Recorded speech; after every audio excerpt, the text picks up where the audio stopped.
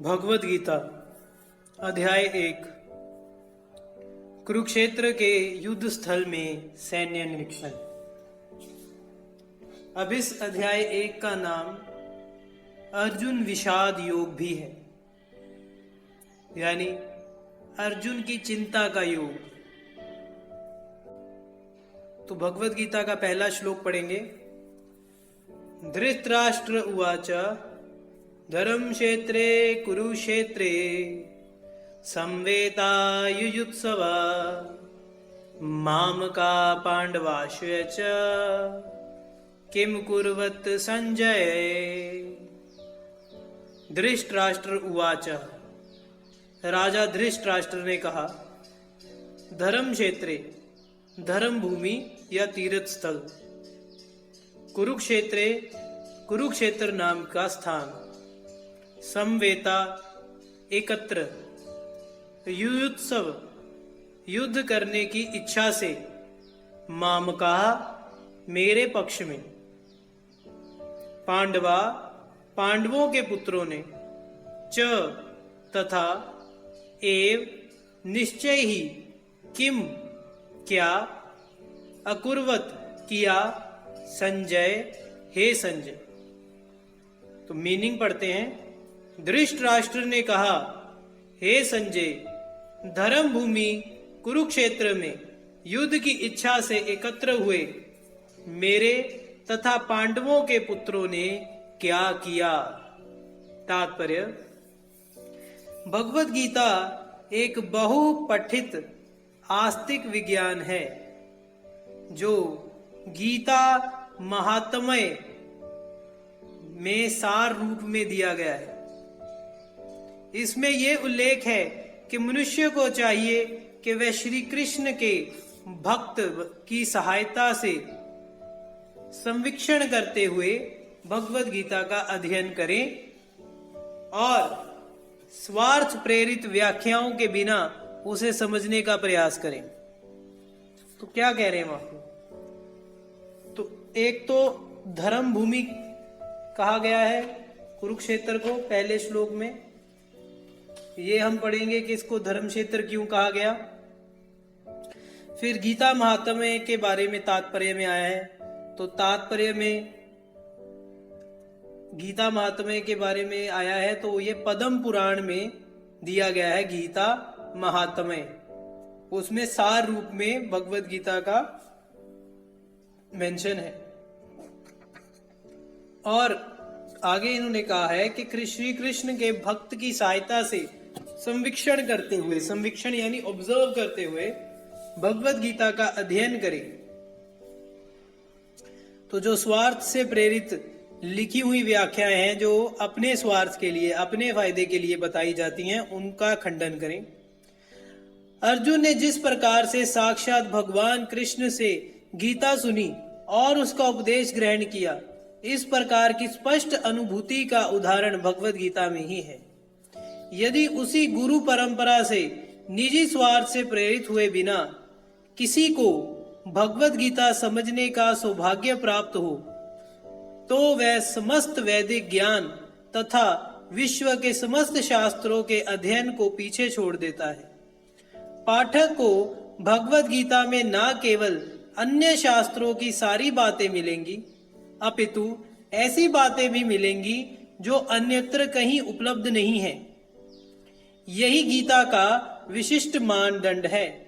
मानदंड यानी क्राइटेरिया या जिसको हम कह सकते हैं यार्ड स्टिक, और विशिष्ट मतलब असाधारण।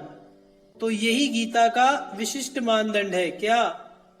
कि पाठक को भगवद गीता में ना केवल अन्य शास्त्रों की सारी बातें मिलेंगी, अपितु ऐसी बातें भी मिलेंगी जो अन्यत्र कहीं उपलब्ध नहीं है। यही स्पेशलिटी है भगवद गीता की। स्वयं भगवान श्री कृष्ण द्वारा साक्षात उच्चरित होने के कारण यह पूर्ण आस्तिक विज्ञान है। महाभारत में वर्णित धृतराष्ट्र तथा संजय की वार्ताएं इस महान दर्शन के मूल सिद्धांत का कार्य करती हैं। माना जाता है कि इस दर्शन की प्रस्तुति कुरुक्षेत्र के युद्ध स्थल में हुई, जो वैदिक युग से पवित्र तीर्थ स्थल रहा है। इसका प्रवचन भगवान द्वारा मानव जाति के पथ प्रदर्शन हेतु तब किया गया जब वे इस लोक में स्वयं उपस्थित थे। धर्म क्षेत्र शब्द सार्थक है। धर्म क्षेत्र शब्द सार्थक है क्योंकि कुरुक्षेत्र के युद्ध स्थल में अर्जुन के पक्ष में श्री भगवान स्वयं उपस्थित थे। कौरवों के पिता धृतराष्ट्र अपने पुत्रों की विजय की संभावना के विषय में अत्यधिक संदिग्ध था।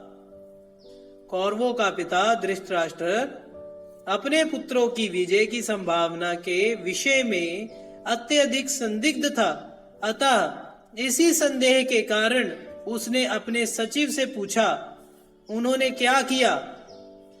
वह आश्वस्त था कि उसके पुत्र तथा उसके छोटे भाई पांडु के पुत्र कुरुक्षेत्र की युद्ध भूमि में निर्णयात्मक संग्राम के लिए एकत्र हुए हैं।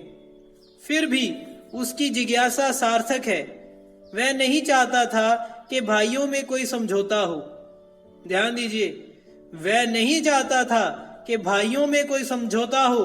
अतः वह युद्ध भूमि में अपने पुत्रों की नियति के विषय में आश्वस्त होना चाह रहा था, क्योंकि इस युद्ध को कुरुक्षेत्र में लड़ा जाना था, जिसका उल्लेख वेदों में स्वर्ग के निवासियों के लिए भी तीर्थ स्थल के रूप में हुआ है।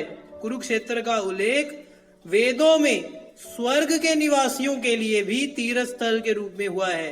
अतः धृतराष्ट्र अत्यंत भयभीत था कि इस पवित्र स्थल का युद्ध के परिणाम पर ना जाने कैसा प्रभाव पड़े।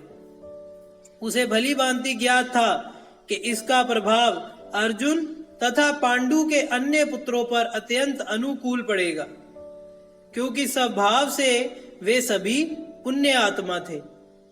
संजय श्री व्यास का शिष्य था। अतः उनकी कृपा से संजय धृतराष्ट्र के कक्ष में बैठे बैठे कुरुक्षेत्र के युद्ध स्थल का दर्शन कर सकता था। तो संजय श्री व्यास जी का शिष्य था। आगे हम डिटेल में पढ़ेंगे कि व्यास जी कौन थे। इसलिए धृतराष्ट्र ने उससे युद्ध स्थल की स्थिति के विषय में पूछा। पांडव तथा धृतराष्ट्र के पुत्र दोनों ही एक वंश से संबंधित हैं, किंतु यहाँ पर धृतराष्ट्र के वाक्य से उसके मनोभाव प्रकट होते हैं। उसने जानबूझकर अपने पुत्रों को कुरु कहा और पांडु के पुत्रों को वंश के उत्तराधिकार से विलग कर दिया। इस तरह पांडु के पुत्रों अर्थात अपने भतीजों के साथ धृतराष्ट्र की विशिष्ट मनस्थिति समझी जा सकती है। जिस प्रकार धान के खेत से अवांछित पौधों को उखाड़ दिया जाता है, उसी प्रकार इस कथा के आरंभ से ही ऐसी आशा की जाती है कि धर्म पिता श्री कृष्ण उपस्थित हों। वहां कुरुक्षेत्र रूपी खेत में दुर्योधन आदि धृतराष्ट्र के पुत्र रूपी अवांछित पौधों को समूल नष्ट करके युधिष्ठिर आदि नितांत धार्मिक पुरुषों की स्थापना की जाएगी। यहाँ धर्म क्षेत्र तथा कुरुक्षेत्र शब्दों की उनकी ऐतिहासिक तथा वैदिक महत्ता के अतिरिक्त यही सार्थकता है। तो यहाँ तक हमने श्लोक पढ़ा, श्लोक के वर्ड मीनिंग पढ़े, फिर लाइन मीनिंग पढ़ा और तात्पर्य पढ़ा। अब इस सारे श्लोक का डिटेल्ड एनालिसिस हम नेक्स्ट पार्ट में करेंगे। नेक्स्ट पार्ट में हम हर वर्ड को डिटेल में समझेंगे। धृतराष्ट्र नाम का क्या अर्थ है, धर्म क्षेत्र का इतिहास क्या है, कुरुक्षेत्र का क्या मीनिंग है, ये हम नेक्स्ट पार्ट में करेंगे।